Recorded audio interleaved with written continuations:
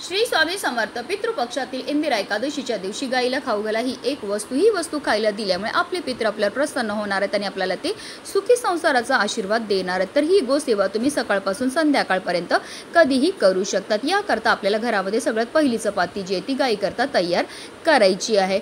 कणिक मळायचे, मळताना त्यामध्ये आपल्याला थोडीशी हळद घालायची आणि त्यापासून एक चपाती तयार करून घ्यायची. त्या चपातीवर आपल्याला थोडंसं तूप लावायचं आहे, चिमूटभर काळे तीळ ठेवायचे, तसेच एक गुळाचा खडा सुद्धा ठेवायची. अशी ही गोड चपाती घेऊन जायची आपल्याला गाईजवळ. आता गाय जर तुमच्या घरी असेल तर घरच्या घरी तुम्ही ही गोसेवा करू शकतात किंवा एखाद्या गोठ्यात जाऊ शकतात, गोशालेमध्ये जाऊ शकतात किंवा वाटेत कुठेही गाय तुम्हाला भेटणार आहे. गाईजवळ गेल्यावर सर्वप्रथम तिच्या दोन्ही पायावर आपल्याला पाणी अर्पण करायचं, तिची आरती करून घ्यायची आणि त्यानंतर आपल्या हातातनं आपल्याला गाईला ही चपाती खायला द्यायची. किंवा अगदी तुम्ही पिवळी केळी खायला देऊ शकतात किंवा अगदी हिरवा चारासुद्धा गाईला खायला देऊ शकता.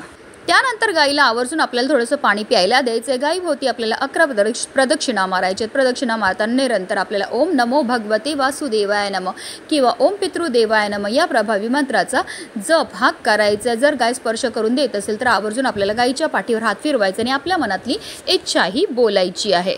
अतिशय प्रभावी अशी ही सेवा आहे, कारण असं म्हटलं जातं पितृपक्षामध्ये आपले पितृ मृत्यूलोकातून या भूतलावर येतात. ते कावळा, कुत्रा, गाय या रूपामध्ये असतात आणि ते आपल्याला पाहत असतात की आपण त्यांच्याकरता कोणत्या सेवा किंवा कोणते दान हे करतात. आणि ही गो सेवा केल्यामुळे आपले पितृ आपल्यावर प्रसन्न होणार आणि आपल्याला ते सुखी संसाराचा आशीर्वाद देणार आणि त्यांच्या कृपेने आपल्या जीवनामध्ये असणारा प्रखरातला प्रखर पितृदोष, ग्रहदोष, शत्रू पीडा दूर होऊन आपल्या संपूर्ण कुटुंबाची भरभरून अशी प्रगती होणार आहे.